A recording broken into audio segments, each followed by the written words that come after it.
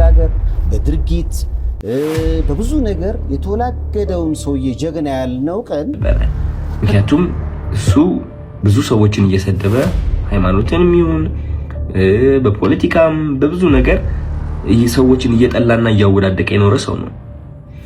ወይ አዶናይማ ለሸው አንድ ቀጠን ያለ መልስን ይመለሰልኝ። ዮኒ ማኛን ለምን አቀረብከው? ያ አም ሬዲ ሙስዬ እያወዛገበ ያለው የቲክቶክ ክሬቲቭ አዋርድ ጉዳይ አሁን ደግሞ ከሰይፉ ፋንታውን ደጅ ሰተት ብሎ ገብቷል። በዩቲናስና በአዶናይ መካከል ያለው ፍጥጫ አንዴ በዘር አንዴ በሃይማኖት አንዴ በጾታ ህዝቡን በጎራ ሲከፋፍል ቆይቷል። ሽልማቱ እስኪካሄድም የሚቀጥል ይመስላል። ባሳለፍነው እሁድ የዩቲናስ ሰይፉ ሾው ላይ መቅረብና የአዶናይ አለመቅረብ በአዶናይ አድናቂዎች ዘንድ ትልቅ ቅሬታ ፈጥሯል። ቅሬታቸውም የሰይፉ ጆሮ ገብቶ ኖሯል። ሰይፉ አዶናይ መቅረብ የሚፈልግ ከሆነ መቅረብ እንደሚችል መድረኩ የሁሉም ሰው እንደሆነ ሲናገር ተሰምቷል። የማህበራዊ ትስስር ገጹ አየር በሁለት አቅጣጫዎች ሄዶ ትችቶችና ዘለፋዎች በአዶናይም በሰይፉ ፋንታውን ላይ መዝነብ ጀመሩ። የቲክቶክ አልጎሪዝም ደራሽ ወንዝ ያመጣብን አንድ ጎረምሳ ልጅ፣ የሐሳብ ባዶነት በመንዛት ብቻ የተወሰነ ልጅ፣ የትኩረት ጥማት ያሳበደው ልጅ፣ አንጎሉ ፍሮንታል ሎብ አብቅሎ ጨርሶ የጉርምስናው ሰደድ ያልበረደለት ልጅ፣ ካሜራና ሪንግ ላይት ፊት ቆሞ ኢንተሌክቹዋል ዌይት የሌለው እንቶ ፈንቶ የሚዘላብድ ልጅ፣ ስኬትን ከስርዓት አልበኝነት ጋር በማዛመድ ሰግጥ የሚል ካሪኩለም ቀርጾ ትውልዱን በሞራል አልባነት ዲግሪና በድህረ ኢግብረ ገብ ዲግሪ ማዕረግ ካላስመረኩኝ የሚል የብልግና መናኸሪያ የድንቁርና ገበያ የሆነ ልጅ። ይህንን ጎምዛዛ ትችት ለአዶናይ ማን እንደጋተው ከሙሉ ትችቱ ጋር እንመለስበታለን። አዶናይ በበኩሉ ለሰይፉ ምላሽ ሲሰጥ አንተ ጋር መቅረብ አልፈልግም በማለት መቅረብ የማይፈልግባቸውን ምክንያቶች አብራርቷል። ስለ ሽልማቱም አያይዞ ሐሳቡን ያነሳው አዶናይ ሽልማቱን አልፈልግም ሲልም ተደምጧል። ሙሉ ዝርዝሩን በዝግጅታችን ታገኙታላችሁ። አብራችሁን ቆዩ።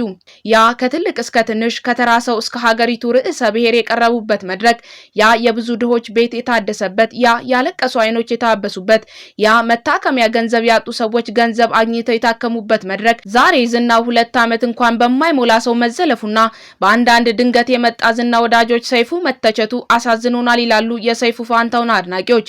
የዚህ ትውልድ ተወካይ የሆነው አዶናይ አድናቂዎች ደግሞ ላንተ ሰይፉ ጋር መቅረብ አይገባህም፣ እንዲያውም ሰይፉ አንተ ጋር ይቅረብ እያሉ ይገኛሉ። ነገሩ የትውልድ ጉዳይ ይመስላል። ሰይፉ ለ3 አስርት ዓመታት በላይ በቆየበት ሙያ ያፈራው ዝና የሚናቅ አይደለም። ሰይፉ እንግዳ አድርጎ ካቀረባቸው ሰዎች ይልቅ ያልቀረቡትን መቁጠር ይቀላል። ኢትዮጵያ ውስጥ ለ15 ዓመታት በቋሚነት የቆየ የመዝናኛ ሾው ሰይፉ ሾው ብቻ ነው። በቅርቡ የሚካሄደው የቲክቶክ ክሬቲቭ አዋርድ ውዝግቦች ከቲክቶኩ መንደር አልፈው ወደዚህ ትልቅ መድረክ መጥተዋል። የዓመቱ ምርጥ ቲክቶከር አሊያም ቲክቶከር ኦፍ ዘ ይር የሚለው ዘርፍ ዩቲናስ ይገባታልና አዶናይ ይገባዋል የሚሉ ሁለት ወገኖችን ፈጥሯል። ግማሹ ነገሩን በሃይማኖት አንደኛው በጾታ ሌላኛው በዘር እያደረገ ጉዳዩ ሲስፋፋም ቆይቷል።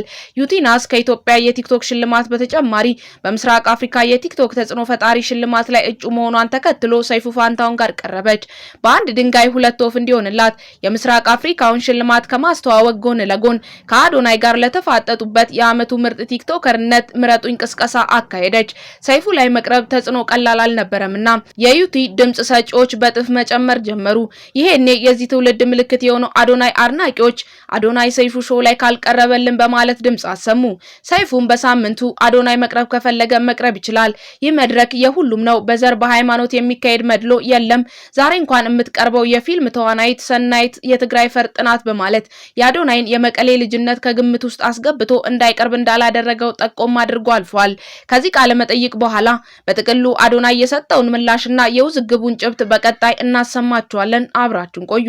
የመስከረም ወር የሶሻል ሚዲያ ተጽዕኖ ፈጣሪ አሸናፊ የሆነውና ከሰሞኑ የአድናቂዎች ጎርፍ የጎረፉለት አዶናይ ከ5 ሚሊዮን በላይ ተመልካችና ከግማሽ ሚሊዮን በላይ ላይክ ባገኘው ቪዲዮ በኩል በታዋቂው ሰይፉ ሾው ላይ እንዲቀርብ የቀረበለትን ግብዣ እንደማይቀበል ተናግሯል። ሰይፉ በዝግጅቱ አዶናይ ሾው ላይ መቅረብ ከፈለገ ይህ ሾው ለሁሉም ክፍት ስለሆነ መቅረብ እንደሚችል በመግለጽ የጋበዘው ሲሆን ንግግሩን ሲያጠቃልልም ዶናዬ የሚል ቃል ተጠቅሞ ነበር። አዶናይ ይህንን ዶናዬ የሚል አጠራር እንደ አሽሙርና እንደ ቅኔ አድርጎ ተርጉሞታል። በብዙ የማህበራዊ ሚዲያ ተጠቃሚዎች ዘንድ ሰይፉ የተጠቀመው ቃል ዶናይ ወይንም ዶናዬ የሚለው ከአዶናይ ቀደም ሲል ሰዎችን ለማስተማር ሲጠቀምባቸው ከነበሩት ቃላት መጨረሻ ላይ ካለችው የ ከምትል ፊደል ጋር ተመሳሳይነት ስላለው እንደ አሽሙር ተወስዷል። አዶናይ በመጨረሻ ምላሹን ሲሰጥ ሾው ላይ መቅረብ እንደማይፈልግ በማያሻማ ሁኔታ ገልጿል። ለዚህ ምክንያቶቹን ሲዘረዝር አንደኛ በአካል አግኝቼው ነበር።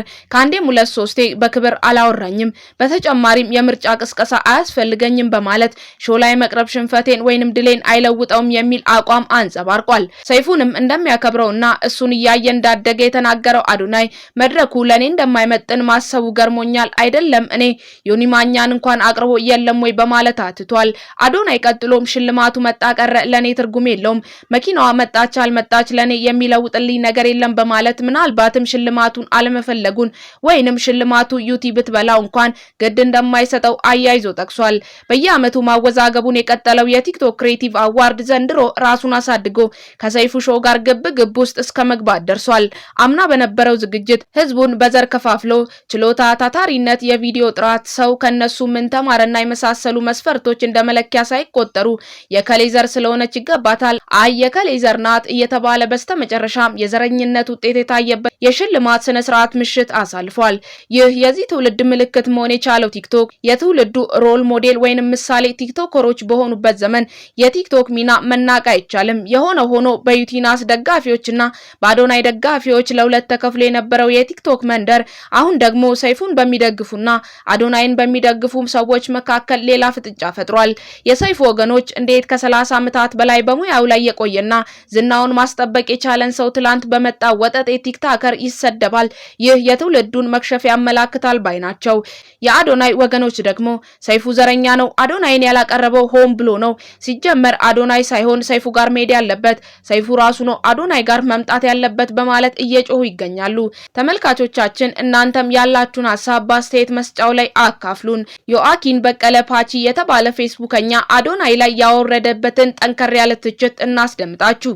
የቲክቶክ አልጎሪዝም ደራሽ ወንዝ ያመጣብን አንድ ጎረምሳ ልጅ፣ የሐሳብ ባዶነት በመንዛት ብቻ የተወሰነ ልጅ፣ የትኩረት ጥማት ያሳበደው ልጅ፣ አንጎሉ ፍሮንታል ሎብ አብቅሎ ጨርሶ የጉርምስናው ሰደድ ያልበረደለት ልጅ፣ ካሜራና ሪንግ ላይት ፊት ቆሞ ኢንተሌክቹዋል ዌይት የሌለው እንቶ ፈንቶ የሚዘላብድ ልጅ፣ ስኬትን ከስርዓት አልበኝነት ጋር በማዛመድ ሰግጥ የሚል ካሪኩለም ቀርጾ ትውልዱን በሞራል አልባነት ዲግሪና በድህረ ኢ ግብረገብ ዲግሪ ማዕረግ ካላስመረኩ የሚል የብልግና መናኸሪያ የድንቁርና ገበያ የሆነ ልጅ፣ በዲሲፕሊን በረቂቅ አስተሳሰብ በትጋት በእውቀት ክምችትና ለሌሎች በሚሰጥ ክብር የሚመጣን ስኬት በድንገተኛ ጩኸትና ትርምስ ይመጣል ብሎ የሚያምን የግል ጥቅምና ማህበራዊ እሴት ቢፍ የገጠሙት የዘመናችን ካውስ ኤጀንት የሆነ ልጅ፣ ትኩረታቸው ምን ላይ ማድረግ እንዳለባቸው የመንፈስ ልጓሙ የጠፋባቸው፣ ትምሮ የደበራቸው፣ ትምህርት ሚኒስቴር የጣላቸው፣ ኩሽ ያቀረዘዛቸው፣ ነገር ዓለሙ የጠፋባቸው 3 ሚሊዮን ጄን ዜድ ትውልድ ተሰብስበው ፎሎ ስላደረጉት ብቻ የምስራቅ አፍሪካን ጂኦፖለቲካዊ አሰላለፍ የሚቀይ ከባድ የባህር ኃይል፣ አውዳሚ የአየር ኃይልና ጠንካራ እግረኛና ኤሊት የሳይበር ሰራዊት ከኋላው ያሰለፈ ይመስል ለሀገር አዕማድ ከሆኑ ሰዎች ጋር ትከሻውን እያለካካ አጀንዳ እየፈጠረ ሀገርና ሕዝብ ሲያምስ ሀገር ሲያረጅ እንደማለት የእርሱን የማይረባ ስነ መሰረት የሌለው አጀንዳ ጊዜና እውቅና ሰጥታችሁ በማህበራዊ ሚዲያ ላይ ስታናፍሱትና ስታራግቡት ማየት ከልጁ ድርጊት በላይ ያማል።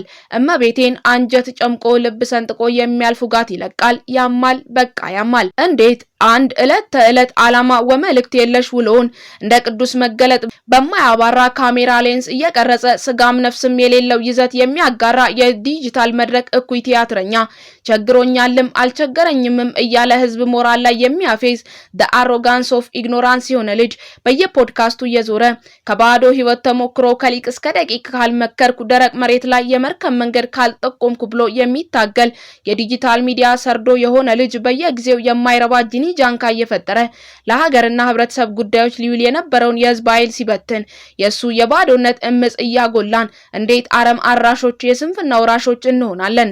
የዚህ ልጅ የትኩረት ፍላጎት የኢትዮጵያን የፖለቲካዊና የኢኮኖሚያዊና ማህበራዊ አጀንዳ የሚበክል መርዝ ሆኖብናል። አሁንስ የማንነቱን መሰረት በቲክቶክ አልጎሪዝም ባውሎ ንፋስ የገነባ ልጅ እኛ በምንሰጠው እውቅናና ትኩረት በየቀኑ የክርክርና የጸማ ማዕከል ሆኖ ህዝብ ሲያምስ ማየት የሞራል ስብራት ነው እና እባካችሁ ይህንን የዲጂታል ፋይዳ ቢስነት ችላ በማለት ትኩረታችንን ወደሚመዝኑና ወደሚገነቡ ጉዳዮችን መልስ። በወርቅ ማዕድን ላይ ቆመን ትንንሽ የድንጋይ ጠጠሮች እየሰበሰብን ጊዜያችንን አናባክን።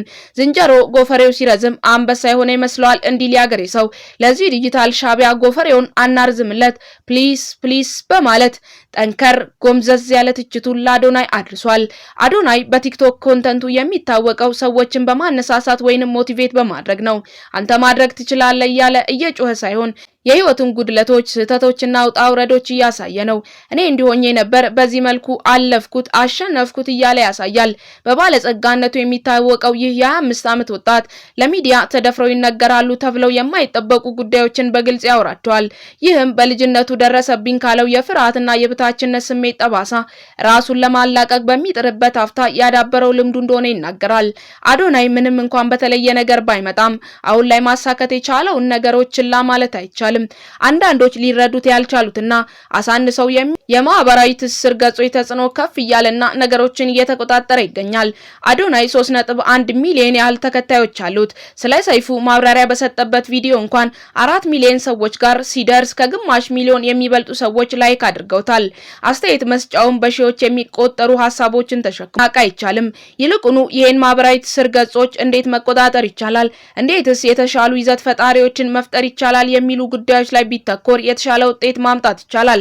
የቲክቶክ ክሬቲቭ አዋርድ ጋር ተያይዞ የተነሱ ውዝግቦች እንደ ሀገር ያለንበት ደረጃ ምን አይነት እንደሆነ ማሳየት የሚችሉ ናቸው። ማን ምን አደረገ? ማን የተሻለ ትውልዱን አምነጸ? ማን በቪዲዮ ኤዲቲንግ በሐሳብ በይዘት የተሻለ ሰርቷል ብሎ ከመጠየቅ ይልቅ በብሔር እየተከፋፈሉ ምረጡኝ ምረጡት ቀሏል። ምክንያታዊነት ገደል ገብቷል። አንደኛውን ለመደገፍ አንደኛውን መሳደብ፣ ማንቋሸሽ፣ ዝቅ ማድረግ ከአንድ የሰለጠነ ትውልድ የማይጠበቅ ተግባር ነው። ስለሆነም የቲክቶክ እና መሰል የማህበራዊ ትስስር ገጾች ጉዳይ ትኩረት ሊሰጠው ይገባል የቻናላችን ኢትዮጵያ መልእክት ነው። በጉዳዩ ላይ ያላችሁን አስተያየት እንድታስቀምጡልን እየጠየቅን ለዛሬ አበቃን። ቸር ያቆየን።